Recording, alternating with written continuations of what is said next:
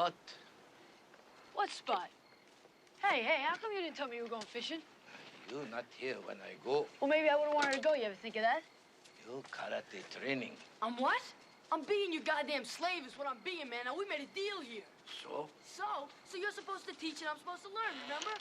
For 4 days, I've been busting my ass. I haven't learned a goddamn thing.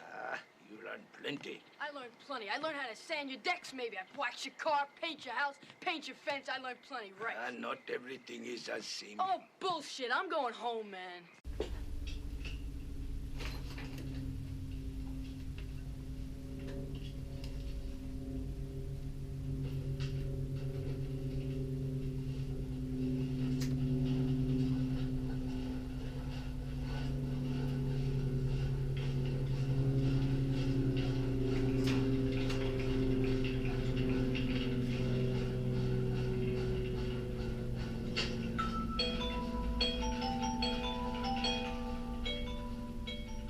Hello, welcome back to Karma Farm.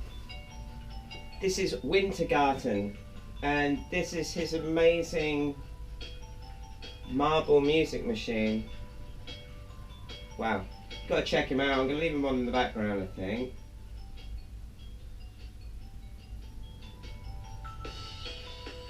Yeah, he's got a bass, guitar, all sorts. Yeah, and he built this machine. The reason I just put some music on is somebody just left a comment. Crystal Keith, thank you for your comment, saying turn that jukebox down. I'm hard enough to understand. I think even if you could hear me, I don't think you'd really be able to understand too much of what I say. So yeah, what do I want to talk about today? Yeah, I wanted to talk about a bit more about the Mandela effect. The Miyagi principle, and yeah, inspirational movies. I just grabbed this one. This is called Cashback.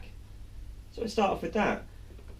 This was a movie that I first discovered totally randomly, and it was when a friend of mine was visiting me from America, and we sat down and I just bought my first flat screen TV, big big ass TV, and yeah, and I got all the subscription for like the movie channels and stuff, and Cashback was one of the movies that I could rent and we could chill and watch it, and it was just a phenomenal movie. It was just totally not what I expected. Cashback, the title to the movie, it comes from the term when you go into a supermarket or a store in England, and you pay by your credit card or Visa card or debit card, and they say, do you want any cash back? So that's kind of where the that term comes from, and a lot of the movies actually set in Sainsbury's, the supermarket, or one of the Sainsbury's supermarkets. So the lighting in it is phenomenal, and the whole story is phenomenal. It's about the main protagonist, Ben, who is a budding artist. He goes through a breakup with his girlfriend, really bad breakup, and that's kind of the intro to the movie. And then he's got insomnia, so he can't sleep, and he doesn't sleep for days, weeks, and then he decides to get a job at the supermarket doing the night shift. And I think to use his words, what does he actually say? He was trading his time or something like that. But what he notices when he gets to the supermarket and everybody's working is the art of kind of not looking at the clock, not watching the passing of time. Because if you've ever worked a night shift, or any shift in fact, you'll really identify with that, you know, the kind of yeah, how time just seems to last forever. And everybody at the supermarket's got their own different techniques for kind of dealing with that. There's guys that clown around and kind of joke around. There's another girl that just basically doesn't look at the clock. She puts a plaster, a band-aid over her watch so she can't see the time, and if she ever sees the time, it really kind of annoys her, and I've really got that. But Ben's technique is kind of the exact opposite. He imagines that time stood still, and when time's frozen, he can kind of move around in this frozen world, and he just sees the beauty in the kind of everyday moments when they're held in stillness. I'm really not doing kind of his or the character's kind of explanation of this justice at all. You've got to check out the movie. It's very I think it says it's sexually provocative, or sexually aggressive maybe, but so this cover here has got this rather beautiful young lady de-gowned in a supermarket aisle, and this is where Ben has frozen time, and he paints these women and then he kind of dresses them back up. So it's a little bit kind of yeah, pervy in a way, I guess. But yeah, beautiful story, and like I say, it just kind of came into my life randomly through this thing, and I fell in love with it, and it pops back up and pops back up. But the whole idea of time, you know, the whole idea of kind of how we're just getting through, you know, is really poignant for me at the moment. And I find when I kind of just step away from time, or kind of circumcise myself, as it were, yeah, circumcisions of the heart. I think that when it says that in the Bible about circumcision being of the heart, being of the emotions, you know, being of the kind of entanglement, you know, with other people's beliefs, ideas, thoughts, philosophies, you know, opinions, you know, and time scales and everything. You know, we all experience time in different ways, you know, and I just see the world as being, everybody just seems to be on the run, you know, they all seem to be kind of yeah, just running out of time. When's it going to be done? Or when indeed I tell people about ideas that I've got or things that I'm working on, even videos and things like that, when I start announcing my plans for the business, people go, when's that going to happen, when's that going to happen, when's that going to happen? And the journey really is the destination for me. I noticed that with many areas of my life. With these videos, you know, I really didn't know what the intention was when I started making these videos. I kind of had the idea that I wanted to tell the story about how I'm kind of developing my business and my lifestyle, you know, my plan, as it were, you know. I was listening to Terence McKenna the other day, and he said what the mushroom told him. The mushroom told him, you always need to have a plan, because if you don't have a plan, you become part of someone else's. And that is just so true and so profound and so simple, you know. And I was sharing my plan with my father this morning, and I rarely kind of yeah, define what I'm trying to achieve through these different things that I'm doing. And a shaman said to me once that the reason that you think you are going somewhere isn't always the reason that you are actually going there. And the same could be said for the reason that you do something, or the reason that you think you're doing something, isn't always the reason that you're actually doing it. And this brings me on to the Miyagi principle. Mr. Miyagi, or Miyagi, from the Karate Kid, the original Karate Kid, the 1980s Karate Kid. The way that he taught Daniel karate, and indeed a form of Buddhism and Zen, was by getting him to do these different jobs. You know, he had him waxing the car, sanding the floor, painting the fence, sweeping the deck, and standing on one leg, you know, all these different things. And yeah, and essentially, if you haven't seen the movie, you really do need to check out the original Karate Kid to kind of understand what I'm trying to convey. When I look back over my life, a lot of the situations where I gained a great deal of kind of knowledge, or where I learnt techniques, I certainly didn't ever go to these places with the intention of getting what I actually received when I left, you know, or whenever I've been going through a troubling time in my life. I never actually was aware at the time how that would serve me, you know, at a later date.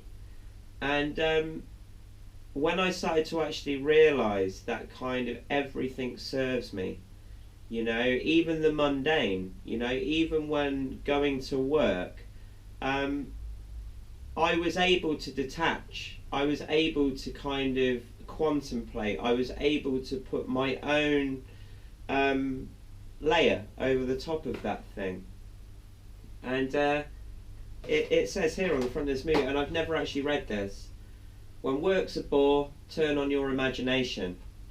And yeah, that's what I started doing when I went out to work. And it really changed things. I really started to see other parts of things, you know. I really started to kind of yeah. I'm kind of falling short with words, because putting this stuff into words is really, really hard. Every job I've had, what I've hated, and I'll tell stories about how I hated that job and I resented it. Eventually, something will happen, and something that I learned at that job, it could have been really small and insignificant, will serve me, and I will just laugh about it, and I'll go, right, that there was a reason for that. And there's becoming to be a reason for everything that's happened to me, you know. Karma, you know, or the concept of karma. I call my project Karma Farm, and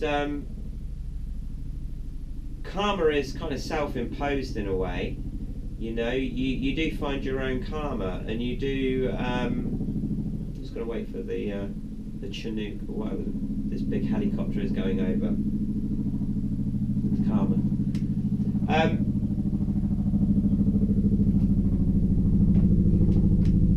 Might be landing outside.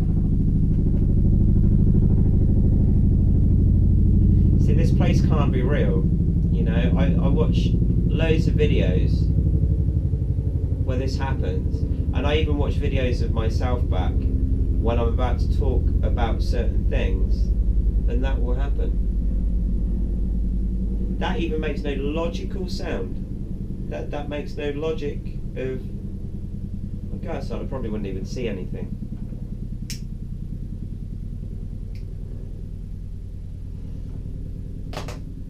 Yeah, normally, if helicopters fly over, they fly over. That seems to take forever. So yeah, karma, the concept of karma. Many years ago, I sat at this very desk, and I had a lot of money. I won't tell you how I got that money. I didn't steal that money, or do anything kind of illegitimate to obtain that money. You know, I earned it, I guess you could say. Yeah, I had everything I wanted, and I could have carried on earning money doing the same job or the same line of work. And I sat back, and I just knew that it wasn't for me. It was almost like the illusion of money had been shattered, because I had it all, I guess, because I had all that money there. And I renounced it. I renounced a lot of things, and I walked away from it all. And now that I'm lucky enough to kind of have everything I could want, you know, if not more. it's a very, very alien feeling, you know, after living a life convinced that I needed more, convinced that I didn't have enough, convinced that if I didn't eat 3 times a day, 7 days a week, I'd get ill and die, convinced that if I got ill, the doctor was the person to go and see, convinced that if I needed money, the bank was where to go, convinced that when you go to work, even if you don't get respect from the people you work with, you have to respect them. Convinced of a hell of a lot of things, conned into a lot of belief systems, all of which were bogus, you know. But when I kind of circumcised myself, like I say, and cut myself off and went away, I come back and I've got a totally new set of eyes, you know, and the way that my life is unfolding now, I've often compared it to a mandala. And Terence McKenna, yet again, just the other day, he said, "You are the center of your own mandala." I could probably do a better impression of him. I love his voice. I love Terence McKenna. He's delivered so many kind of great messages, you know, and he's not shy to say that these messages aren't his. He's very, very open to say that they came from when he was in communion with the mushroom, or with whatever plant he happened to be working with. I need to start talking a bit more about kind of my experience. Well, not my experiences, just what how I've changed, you know. I'm just an ideas man now. You know, these ideas just come to me, and yeah, they say the best way to have a good idea is have lots of ideas, and that's kind of what I get, you know, when I come back from the land of Nod, Oz, Wonderland, wherever it is I go, I have a clear mind, and then what seems to trickle in to begin with are just phenomenal ideas, you know, just really simple, nice ideas, and then when I share those ideas with other people, that's where the problem begins. You know, that's what I mean about circumcising yourself. If you've got a good idea and you believe in yourself and you know it's going to work, it will work, you know. But if you kind of start doubting that and asking other people, or hoping for affirmation some way, you know, that what you believe to be something yeah, phenomenal, you know, it really taints it when you start sharing it with other people. So on that note, I've shared enough today. I hope you guys are all well. I love you all lots. I don't say that enough in these videos. I really really appreciate the feedback and the comments and stuff. I'm not going to make any excuses about why I haven't been replying too much or kind of too involved with this channel, you know, because this was just this was supposed to just be a training ground for me. This was just supposed to be a bit of a practice to get used to speaking to the camera, and I initially started off talking about the Mandela effect, or the Mandela effect, and just made a few videos because it's something that I kind of was working with, and I still kind of play around with it. I think I would like to leave some footnotes, but it's become a bit of a circus, you know. It's become a bit of a, people just use it to I don't know, thumbs up, thumbs down, whatever you think to that. I've never asked for that, and I can't believe that people are, well, I can. I'm just going to say what I think about the internet, and I think what's going on at the moment is, yeah, everybody's naked before my eyes. You know, these people that kind of do these channels with, okay, if that's what you think, leave me a thumbs up. If that's what you think, leave me a thumbs down. Either way, interact, and it's just so obvious that yeah, they just want some kind of activity on their channel. It's not enough that people watch. You know, I look now and again at my views and subscribers and stuff like that, and I'm just really overwhelmed. I'm nearly at 69 subscribers, and I'll probably make a video. So if you're number 69, welcome to the tribe. I hope I've made some sort of sense today. Partly why I make these videos is to just kind of get all this white noise out of my head. Yeah, like I say, what's going on with this channel? This channel is going to become kind of all the things that I thought, well, not all the things I thought the other one was going to be. But yeah, I'm sharing about kind of my transition, you know, into the dream time. You know, I've been given so many things by the universe that didn't have a price tag, and that's kind of the main message of my story. And this is going to be what I'm going to make the next video about. It's about The Secret and the law of attraction and abundance and manifesting your own reality. Yeah, that thing was introduced to me like 10 years ago, and at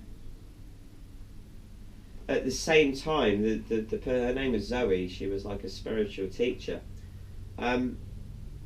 She gave me another book at the same time, and it's a little red book. And the little red book, it's amazing. It really works. Right? It works, and it's essentially the same concept. It's the same story.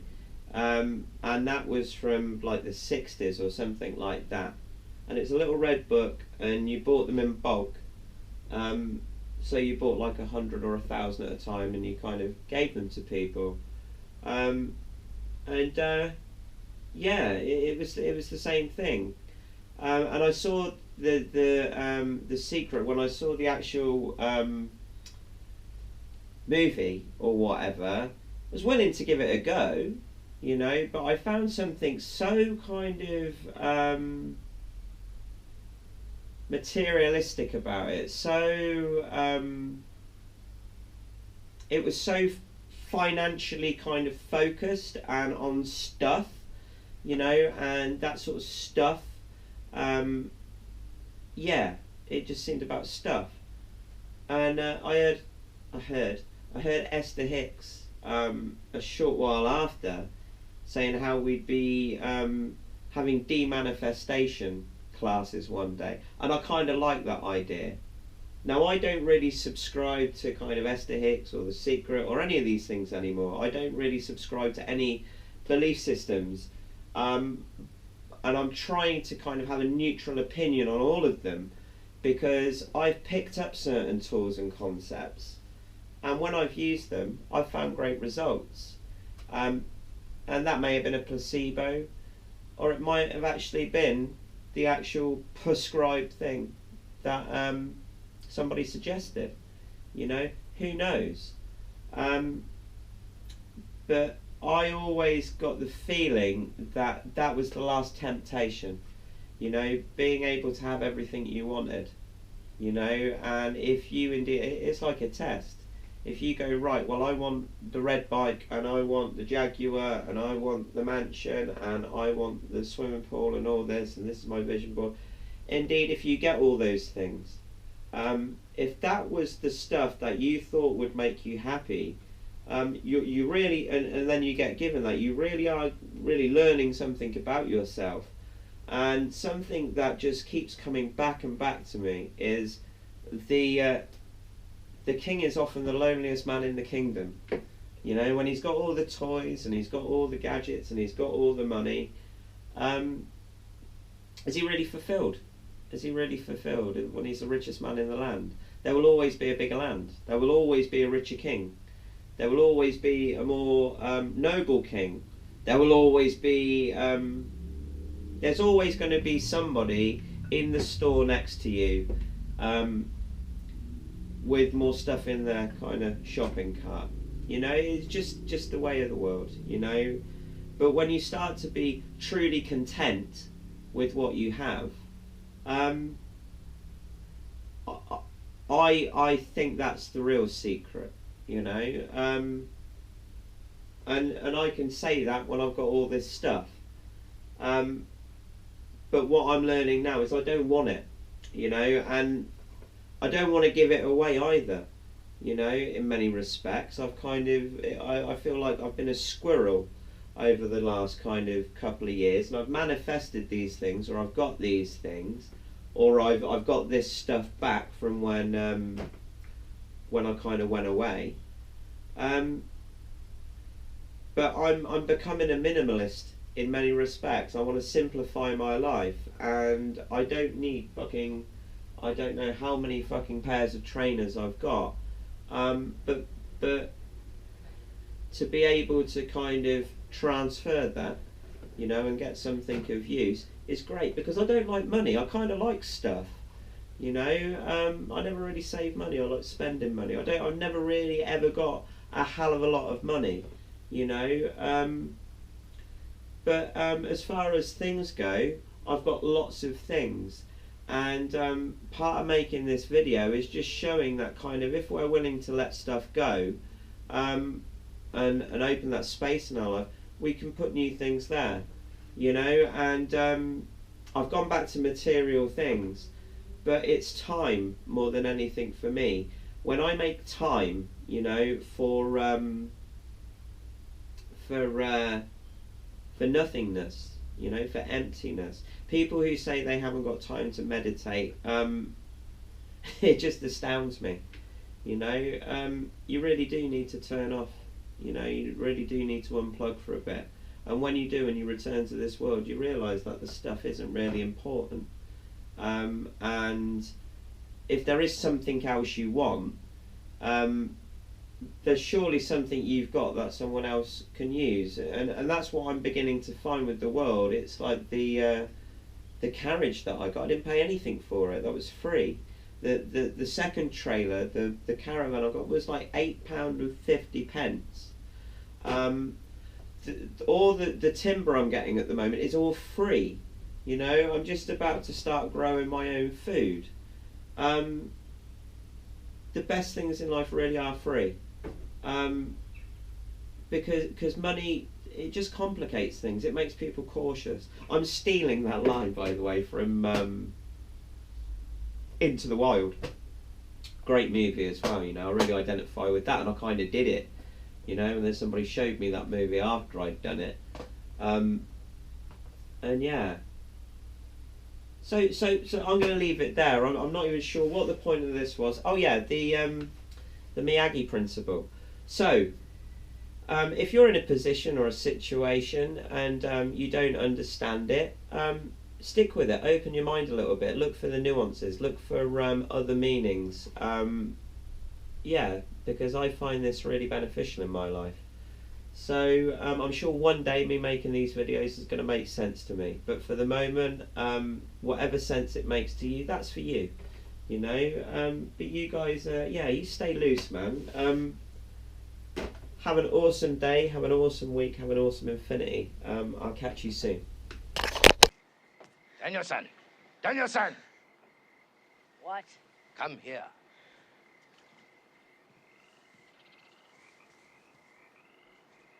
Show me sand floor. I can't move my arm, all right?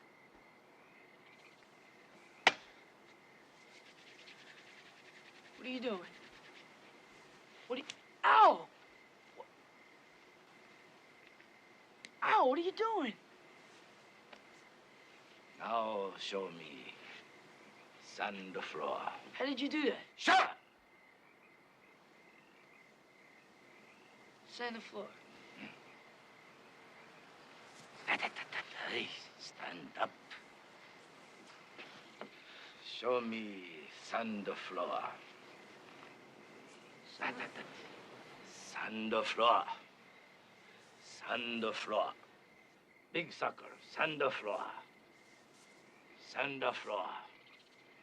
Yes. Now show me wax on, wax off. Hey.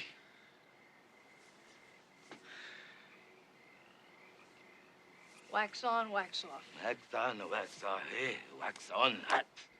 Wax off, hot. Concentrate. Look at my eye. Like a hand. Thumb inside. Wax on, hot. Wax off, hot. Wax on, hot. Wax off, hot. Wax on. Wax off. Show me penta fence. Up, down. Up, down. Up, down. Other side. Look eye. Always look eye. Show me penta house. Side, side. Lock wrist. Side, side. Side, side. Yes. Show me wax on, wax off. That! That! That! That! Show me penta fence. That! Face! That! That! Show me side to side. That! That! That! That! Show me sand or floor. That! That! That! That!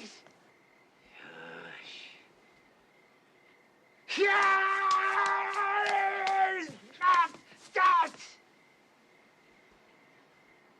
Oi. Hey, look, I always look, I come back tomorrow.